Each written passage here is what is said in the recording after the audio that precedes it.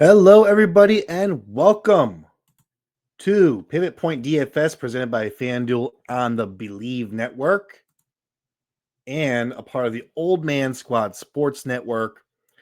I am your host, Keith Cork, and I am here to deliver you some NBA action. The NBA is underway as of Tuesday this week, which I'm super excited about.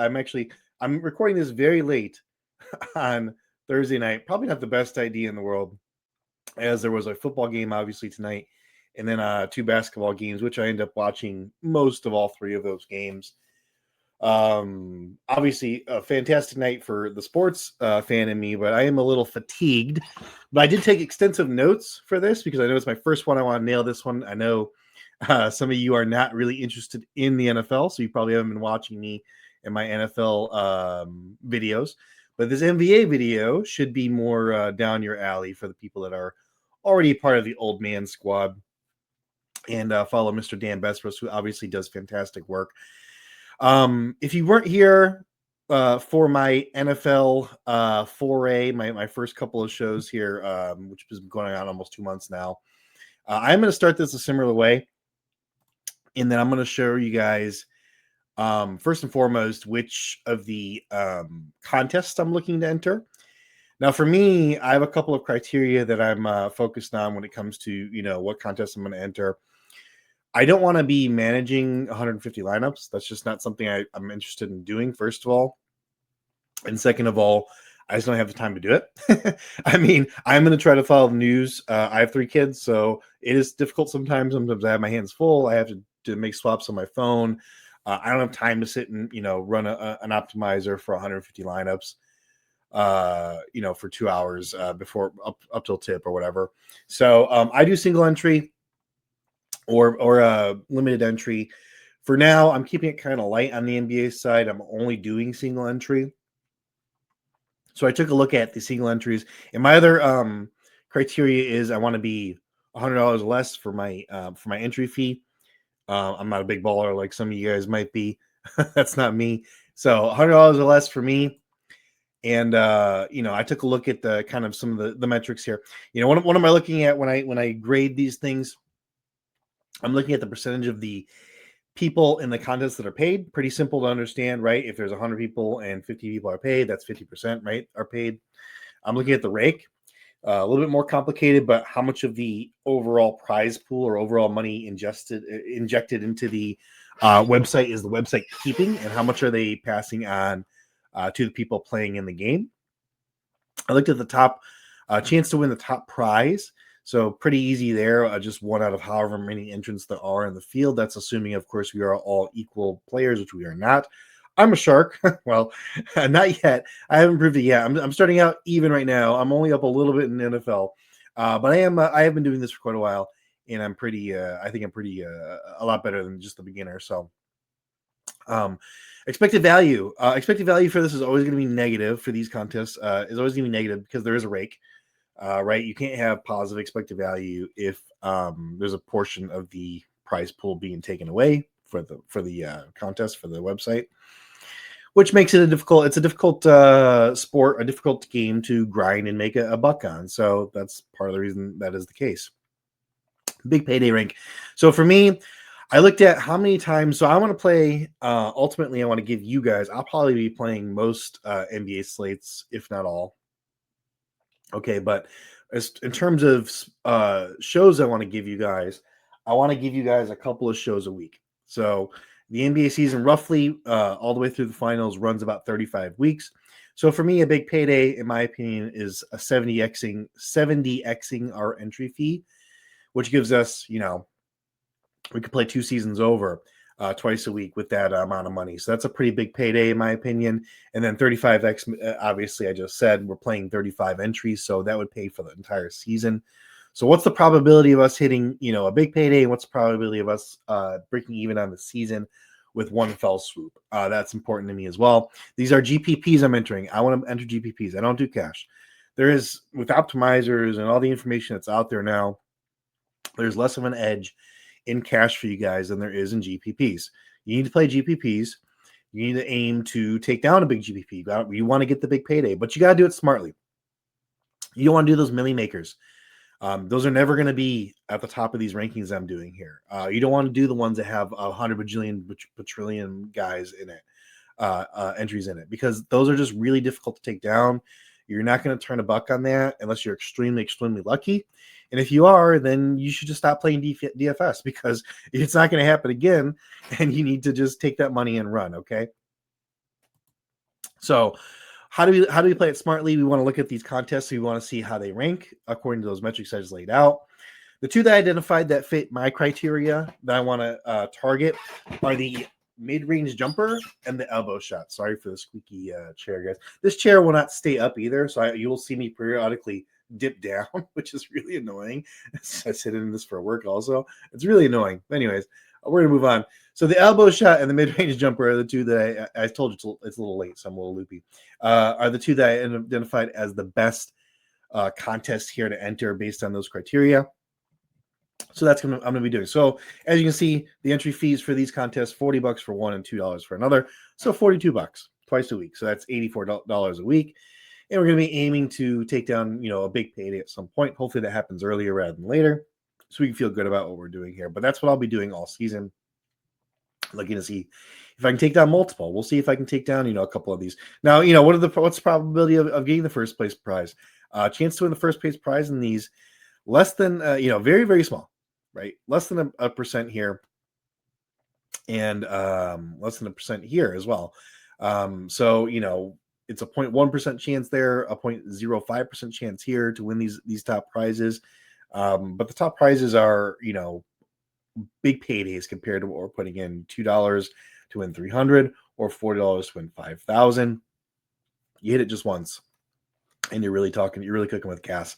But we can finish in the top, 3, 4, 5, and still, get those big paydays I was talking about. So as you can see here, chances of winning, a couple chances to win the 70x, but if you're trying to just cover your entry fees for the season, you've got 6 chances here, basically 4 for one and 2 for the other to do that. So that's the contest. That's just kind of contest selection. That's how I do it. I think it's pretty important to look at that stuff and to understand it. That's a big part of the game that people miss, right? A lot of people, what you'll go in and do is you'll go in and just kind of sort by what's the biggest prize pool. Oh, great, the Millie Maker. Let me go enter that just in case I do win it. Fantastic. But what you're doing is you're just throwing away your money. That's what's happening. Trust me, I did it. I've been there. I was doing the same thing as you. It's a normal thing to do. No one's calling you out specifically. People do these things without understanding what they're doing. So let's play smart, right? Let's identify the contest we want to enter. Figure out what's important to us. Maybe the thing that's important to you is not what's important to me, right? Maybe you don't care about the big payday. You just want to get the contest with the most percentage of people played. I will still advise you to play, even in that scenario, to play a GPP as opposed to a 50-50 or a cash game, because these optimizers and everything, you're going to have a bunch of lineups that are all the same, and you basically need to beat that lineup or be a part of that train that's got all those lineups, right? It's not really a profitable solution anymore because of that. So I would still steer you towards the GPPs and away from the cash games. But let's talk about what you guys are here for, which is, hey, okay, Keith, great. I've selected my contest. Who am I playing on the slate, right? So let's get to it. Let me go ahead and make sure I'm not sharing anything too crazy. 1 second here. Okay, I'm sharing that contest. Just going to go, I won't show you my lineup, but I know that there's kind of a gray area there where you're not supposed to share full lineups, et cetera, et cetera. So let me clear this out real quick. But I will give you, some top plays here, and I'll go game by game and tell you, what I'm seeing. Again, this is the night before, so you can consider it an early look. Things will change. We will get, injury news and people being out and whatever news that will affect, this, and it will change up until tip, especially with the NBA. It happens all the time, especially as you get later and later in the year and people get a little bit more banged up, a little bit more dinged up. So again, this is an early look. This isn't like a final thing, but there are some really good, plays that we can look at that I think are going to be solid, even if things do change, right? We're looking at those top plays and who are those top guys that we want to play. So let's go game by game. We'll go Atlanta and Orlando. And for this game, it should be a tight game, right? The spread's really decent. The issue with this game in DFS is we've got a pretty good defense on both sides of the ball. Atlanta's been a pretty good defense. They did trade away Capella or lost him in a replacement with Porzingis. Definitely a downgrade defensively, but not that much that we would consider it like a much worse defense than it was last season. Dyson Daniels, Nikhil Alexander-Walker, Zach Richeche, these guys are all really, really decent defenders that they put around Trae Young for that very reason, because Trae Young's a terrible, terrible, terrible defender. Jalen Johnson's athletic, may not be the best defender, but yeah, these are two good defenses. Obviously, Orlando has an elite defense, so I'm not seeing anything on the ATL side. The pricing is pretty tight there. Nothing really super duper exciting, but in a tight game on the Orlando side, I do have a guy or two that I think might even be a little overlooked, just because they didn't really do a whole heck of a lot. They didn't do anything last game. But Tyus Jones at 3,500 really jumps out to me. He saw 24 minutes in game one, and he was absolutely dreadful. I think he was like 0-4 from the field. Unfortunately, with DraftKings, for some reason, they don't have their stats up for this season. It's all last season until a certain point, like a couple games into the season for whatever reason. So I can't show you what he did last game just super easily, but rest assured it was pretty bad. But he saw 24 minutes. And we know in the past that Tyus Jones has been a facilitator for an offense. And when you look at this Orlando offense right now, they're starting Jalen Suggs at that point guard. They're starting Desmond Bane, of course. They're starting Franz Wagner, Paulo Banchero, and Wendell Carter Jr. Pretty decent starting lineup. I would say the center position probably needs a little bit of work, but obviously they've got three elite options there, three really nice options on offense in Bane, Franz Wagner, and Paulo Banchero. What they really need is a facilitator on this team. That's what they need. And Jalen Suggs, I love him to death. He's a ball of energy. Defensively, gets after it. Really, really amazing defender. He's kind of like almost like Alex Caruso in that sense, where he gets around the court and plays absolutely dangerously. That's why he ends up injured so much. But he's not a facilitator. He's not a true point guard. Obviously it's way too early in the season to say that Tyus Jones is going to end up being the starting point guard of the Orlando Magic. But there's definitely a path for him to get there. Okay. So I love him at 3,500 here in what's supposed to be a tight game where he's going to get around 25 minutes. That is a really, really nice price tag and a really, really nice cost saver compared to anybody else on the slate. Dollar value per dollar, I don't think there's a better play.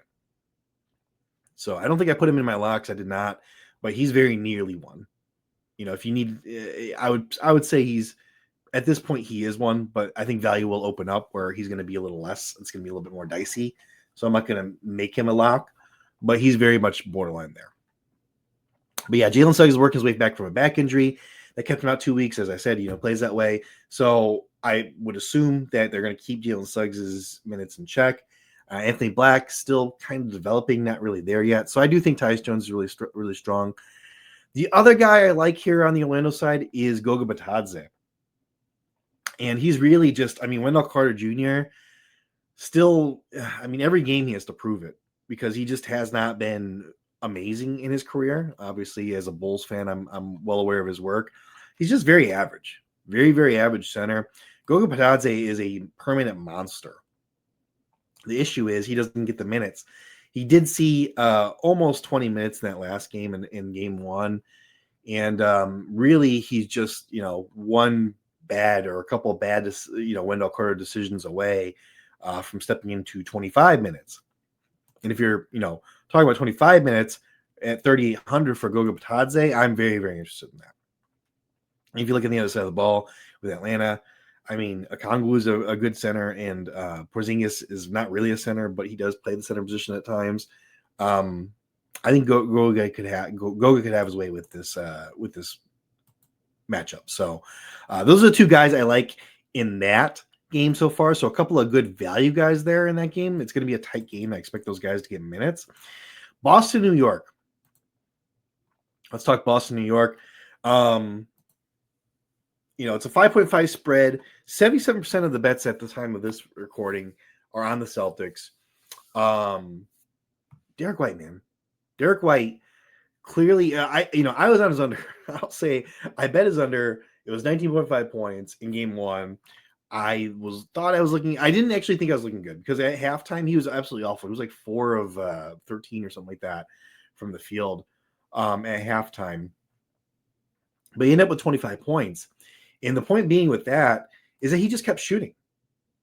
He saw 20 shots in game one. He went 4 of 13 from beyond the arc in the game. But he just kept shooting. He has that role on this team that he's going to be that creator. I mean, obviously, no Jason Tatum. Jaylen Brown came back and played his full allotment of minutes, played well in that game, ended up with like 25 points or something like that. I'm really decent shooting. So we have to, it stands to reason that Derek White is going to be a mainstay as an offensive weapon for this team. Peyton Pritchard, good three-point shooter, decent facilitator, offensively pretty decent. He's 6,600. I've got interest in him as well, but he doesn't have the kind of upside that Derek White has because Derek White can really provide that other stuff with the defensive stats. He can provide the rebounds. He can also provide assists. He actually had more assists in game one than Peyton Pritchard did. So I would be all over Derek White here. There were other plays as we move along that there are better and more sure things. But as a pivot play, I think Derek White is going to be, he's my favorite. He's my favorite pivot play. I don't think he's going to be highly owned because, as I said before, I think other people are going to have other guys where their salary is going to be allocated. And he's 7,900, so he's not exactly cheap. So getting to him is going to be hard for people. So I think his ownership is going to be low enough that his value is going to stand out on the slate. So Pritchard also had a pretty bad shooting night that night, but he seems to clearly be the third fiddle behind Jaylen Brown and Derek White. So I would go Derek White instead of Peyton Pritchard. I do still like Peyton Pritchard. He's fine. He could pop off, no doubt about it. Anthony Simons saw a ton of minutes. He saw 32 minutes in that first game, but he's only $300 less than Pritchard, and he's got less of a role. I mean, he's not the same. He's not the third fiddle. He's the sixth man on this team. Could he pop off? Sure. I'd rather go Pritchard at $300 more, though. The price difference doesn't make a lot of sense. On the other side of the ball, Miles McBride, he did see 26 minutes, and he clearly has a trust of this coaching staff over a guy like Jordan Clarkson, who I was kind of curious to see what his role would be. Clarkson saw like 13 minutes, I believe. And so Miles McBride saw twice as many minutes as our guy Jordan Clarkson. But it's hard for me to trust because Josh Hart wasn't in. He could be back in the fold in this one. So it's difficult for me to say it could be replicated, but McBride is somebody that's kind of on my radar. He could be somebody I wind up on. Cleveland, Brooklyn. Okay. Cleveland, Brooklyn, we are looking at a pretty good narrative here for the Cleveland Cavaliers. The Brooklyn Nets they're just gonna be trash this season. I'm sorry, Nets fans. They're not a very good team. So this is the first really big blowout we're seeing. It's a 13.5 point spread at the moment. Most of the bets are on Brooklyn. The line did open at 14.5 and now it's 13.5. So but we are seeing recent reverse line movement with that. So I will say Sam Merrill started, obviously, Darius Garland. Sam Merrill started and played 28 minutes in game one. I'm going back and forth on whether I can trust that or not. I mean, I think I can. I think we can trust that. I think Sam Merrill at 4,600 makes a lot of sense as just kind of a low end, high floor play if he's going to get those kind of minutes, right? He's going to get shots up. He's going to get threes up. Hopefully they fall for us. But I don't see any reason. I mean, obviously, Darius Garland's not walking through that door, right?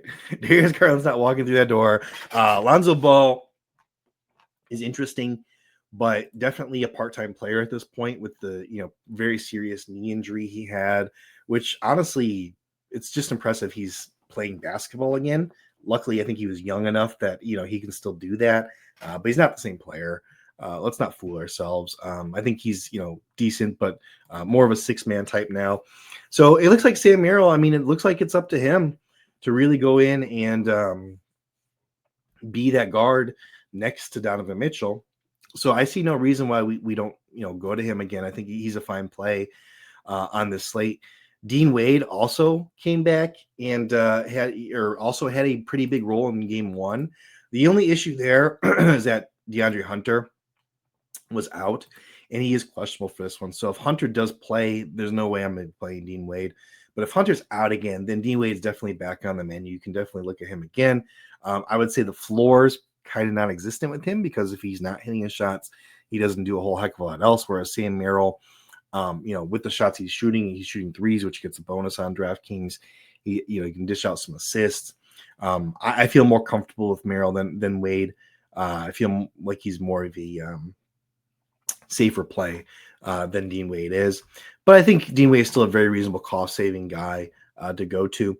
But for me, on the Cleveland side, the one guy that I have to lock in is Jared Allen. He's 6K. We saw last year his salary kind of bounced between like 6 and 7.5, if I remember correctly. I wonder if we can't see we can't even see prices from last season. This is DraftKings. You need to get on this, man, and at least show some prices from last season or something like that. But yeah, Jared Allen, he should probably be up in the 7Ks, and this is a fantastic matchup against the Brooklyn Nets. He's going to go up against Nick Claxton, and Nick Claxton only saw about 23 minutes last game.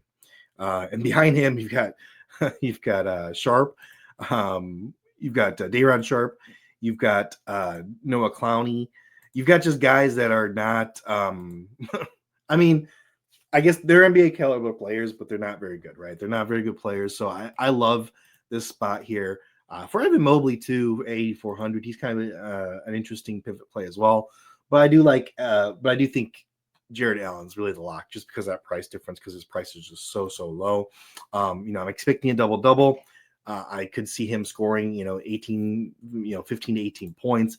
I could see him grabbing 13 to 15 rebounds. Hopefully the Nets keep it somewhat close. But even if he sits at the end of the fourth quarter, I still think he's a very, very decent play at that price point. So, that's my first lock there is Jared Allen. I think you got to lock him in. On the Nets are just bad. They just spread out minutes to everybody on the team. Like, if you look at their minutes from last game, like everybody got between 15 and 25 minutes. The only guys I would really trust on that team are MPJ, Michael Porter Jr., and there he is, Michael Porter Jr. at 6,500 and Cam Thomas at 7,400. Those are the guys who are going to be carrying a lot of the water here on the offensive end for this Nets team. But obviously, tough matchup against the Cavs. I have really no interest there, to be honest with you guys, especially for me playing a single entry. Yeah, if you're doing multi-entries, large fields, then have at it. You can fit those guys in probably here and there, but not for me, no. Detroit and Houston, we're going to skip. I've got no interest in this one, guys. Looking at the pricing and what they're going to produce, I don't see any edges there. So we're just going to skip that one. Miami at Memphis. Detroit and Houston's going to be a good game, by the way. A good basketball game. But just for DFS purposes, based on their pricing, I don't see any reason to discuss it. Yeah, Miami-Memphis. This is a game where I'm like, do I have to? This Memphis team seems to be the one I probably know the best at this point already, just because I had a lot of interest in what Jacques Landale would do. I had interest in what the guard rotation was going to look like. So I did watch a lot of that first game pretty intently. But I'd never really liked this Memphis Grizzlies team. I don't know what they're trying to do. I mean, I like John Morant's a fun player. I just don't really understand their team build. I don't understand what they're trying to accomplish with it. That's been the case since the beginning. Miami, yuck. Offensively, kind of a mess. But this game line, based on the line movement, is moving towards a competitive game. It's going to be a competitive game between two teams that are mid-tier, two equally matched teams, I would say. So I do like this game. I think you can get some pieces of this game for sure. And I actually have a lock from this game. You know, one guy I'm really going to talk about is Andrew Wiggins. Again, I talked about this, you know, Miami defense or offense. I mean, just being absolutely anemic. You know, obviously Terry Rozier, as we all know, the gambling stuff, he's going to be out. That was a guy that they were probably looking to produce on the offensive end. Obviously, Tyler Hero, they're looking to produce. He's not in right now. Davion Mitchell had a really, really good game one, but you know, historically speaking, he has not had the most consistent of jump shots. So I'm worried about him falling off a cliff. Of course, they do have Norm Powell, who can score, but he's also a guy that is better as a second fiddle and as a lead dog. He can carry that way as lead dog. He's 7,500. I'd rather play like a Derek White at a few hundred more, 400 more. So I'm not super interested in him. But Andrew Wiggins is absolutely a guy. I think he's a lock of mine. Like, he's got to have that role on the offensive end. I mean, you look at power forward Bam Adebayo, not really an offensively minded guy, more of a defensive minded guy. And then they're probably going to start Nikola Jovic again, or maybe Khalil Ware gets in there. Either way, just not the most inspiring of offensive teams. But Andrew Wiggins is, right? Andrew Wiggins is a guy that can absolutely go off and has some big games. Obviously, we're looking at last season right now, but as you can see, a 43-point game, a 38-point game. This was towards the end of the season, completely different context, but he had a decent game one, and I do expect him to be the offensive focal point of this team.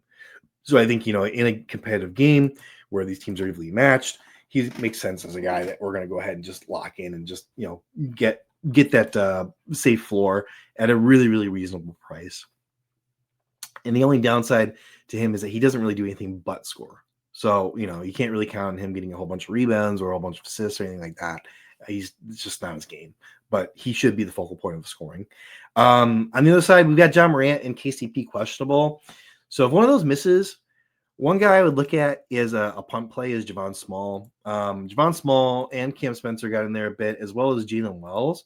And Jalen Wells is probably the most skilled of the three of those guys, but he's also 5,200 as opposed to, you know, 3,300 and 3,400 for the other two guys here. And I'm not really interested too much in any of them, but as a punt play, I think Javon Small makes the most sense. Cam Spencer may overtake Javon Small at some point. But it doesn't seem like that's the case right now. It seems like they have more trust in Javon Small at this point, early in the season. So the other guy I think is a really decent option on this Memphis team is Jock Landale. I played him in the last game. Not a great game. He had around 20 DK points or so in that game one. But he does fit this mold for this team. You know, he does perform a function that Jaren Jackson Jr. does not. Santi Aldama does not. Santi Aldama is an interesting name also, by the way, as a guy that can, you know, go off offensively on this team if John Morant does happen to miss. I would assume John Morant's going to play, though. He's just a little bit banged up. We'll see. But I'm expecting him to play, in which case I don't have any interest in anybody except for really Jacques Landale. So there you go. On to the Spurs against the Pelicans. And yeah, the Spurs, I mean, Wemby's going to be chalk. Wembanyama is going to be chalk, and you're going to play him. And you're going to like it. You're going to love it. Nobody can guard this guy. Unless he gets injured, there's no reason to think he's not going to absolutely go off. You know, he should be priced in the 12,000s. He will get there at some point this season. He'll be in the MVP conversation at some point this season. Like, just another level. I'm hoping he stays healthy through his career. I'm a little worried about that. But if that does happen, he's going to change the game of basketball. It's just there's no way around it. People have talked to nauseam about him. I'm not going to keep talking and yakking on about this guy, but you're going to play him here. Absolutely. There's no fear at all. 11,300 is too cheap. He needs to be more expensive. And the Pelicans have no real centers. I mean, they might roll out Zion Williams at center. You know, Derek Queen is a rookie, you know, decent offensively, not necessarily a defensive stopper. I mean, guys, Anthony Davis couldn't even stop this guy. You think Derek Queen's going to? Derek Queen? No, it's not going to happen. So, yeah, I think you play Wemby and you just don't look back. On the Pelicans side, I was kind of shocked to see that Jeremiah Fears out of the gate just completely supplanted Jose Alvarado, who's played really well for this team in the past. Didn't see the floor at all. Yeah, he didn't play a single minute. Coach's decision. So it looks like Fears is that guy. I'm keeping my eye on it. He's not there at the point where, I want to play him at this point, just yet, but didn't really get the usage, that he needed to get there. 4,200 still kind of too high, but yeah, I mean, he's interesting. That's all I'll say. That's really all I got for the Pelicans. Other than that, I'm not super duper interested. And these are going to be quick episodes, by the way. Usually they'll only be about 25, 30 minutes, but since I had to do that contest selection thing, it's a little bit longer. But anyways, let's move on to the last game of the night, which is a very interesting one. The Washington Wizards against the Dallas Mavericks. Dallas does have another easy game. So the Cavs and the Mavericks are in the best spot on the slate, right? The Wizards are also a pretty terrible team, especially defensively. They're going to give up a bunch of points this season, so people are going to be targeting them pretty heavily. So we want to look at the Dallas side more so than anything else. And, when we're looking at the Dallas side, I just want to go ahead and lock in Anthony Davis. So that's another lock of mine. Let me just go ahead and lock in these guys that I've been talking about, actually. So Wemby, we've got, as well as Anthony Davis. We've got Jarrett Allen was another guy I want to lock in. This thing that sucks is there's so many centers on this slate, and this usually happens with me that I like. So I'm not going to get to those value guys probably because I want to lock these guys in, but they are, things do change, so we'll see where we end up with that. But we want to lock in Andrew Wiggins as well. But yeah, those are my locks there. And if you're listening to the podcast, it's Andrew Wiggins, Anthony Davis, Victor Wembanyama, and Jarrett Allen. That's quite a bit of salary, but those are the guys that we want to be on. And I think there's enough value across this slate that we can make this work. That leaves us with a little over 4,000 per player that remains. But yeah, I do think that we want to lock in Anthony Davis. I think that's a smart play. Obviously, a rough start to the season with having to guard Victor Wembanyama. Got into some foul trouble. Didn't do a whole heck of a lot. He still had 22 points and 13 rebounds, which is pretty nice. Still played 32 minutes, but it was just a difficult night for the entire Mavericks team. But yeah, I think he's going to have a big game here against a pretty weak opponent in the Washington Wizards with still a bit of a chip on the shoulder here for this Dallas Mavericks team, where they had expectations last season, traded away Luka. There's some pressure there for them to win. The other guy that's interesting here, obviously, is Cooper Flagg. I'm hesitant to say, but he's just so polished. He's just such a good NBA player already that it's difficult to say a rookie's going to have their breakout moment in the second game of the season. But that first game was so weird. I think you could have had it in the first game of the season. And the funny thing about Cooper Flagg is even though he struggled from the field, didn't shoot the ball well, he still ended up with 10 rebounds. Still find ways to contribute in that first game. End up with a double-double. So, I do like Cooper Flagg here. I think he's a nice pivot. I don't think he's going to be super highly owned because people always have reservations about rookies. People do have excitement about him, though, so that will bring his ownership up a little bit. But I think he's a nice pivot here just because, again, people are going to want to spend their money on other places. As you can see with this build I currently have, getting Cooper Flagg in there leaves me with no money at all for the rest of my guys. So I'd have to come off of one of the other guys I really want to play. So in single entry, I'm not going to get there. But it is a guy that, if I'm doing multi-entry, I am going to look at pretty heavily myself. So, just a weird first game against a freak of basketball. It was weird for the entire Mavericks team. Pricing on the Wizards side isn't great, but I have interest in all these guys. This is actually a game. I think I might end up dabbling a little bit in the main slate, just in one of those big tournaments, like a large field, just because I want to see what happens if I stack this game. Because I like CJ McCollum in this, scenario. I like, Chris Middleton. I like Alex Sarr. I like, Keyshawn George, who had a really nice first game. I like these guys. They're priced all about the same, and I just don't know, what this team's identity is going to be yet that I can confidently say, McCollum's going to be the guy getting all the usage or whatever. but they're all interesting. Bob Carrington got a whole bunch of minutes too, so he's interesting as well. So they're all interesting. So I think a game stack for this last game on the slate makes a whole lot of sense, because if you want to stack, let me go ahead and go through this here. You want to stack, Anthony Davis, right? And you want to stack Cooper Flag and say this is going to be one of those games that just gets fireworks. Maybe we go with a Keyshawn George, right? Or where is he? If I can find him. Wait, why am I going crazy here? Oh, sorry. Bob Carrington is that's who I'm thinking of here. It's late, guys. Cut me some slack. Go with a Chris Middleton, right? We'll skip on Sar because we want to go with Wemby. I think we just have to have Wemby. If we don't have Wemby, I think you're playing to a disadvantage. So we go Wemby here. Again, doesn't leave a lot of salary for the rest, but you can fill this out with guys like, let's hope that Javon Small is, somebody that we can use as a punt play. He's only 3,300. There are some other guys like there were, low 3,000s that I mentioned were pretty decent plays on the slate. I still like Tyus Jones a whole heck of a lot. I don't think I could fit him in here though. Now with Cooper Flag and all that, but he's only 3,500.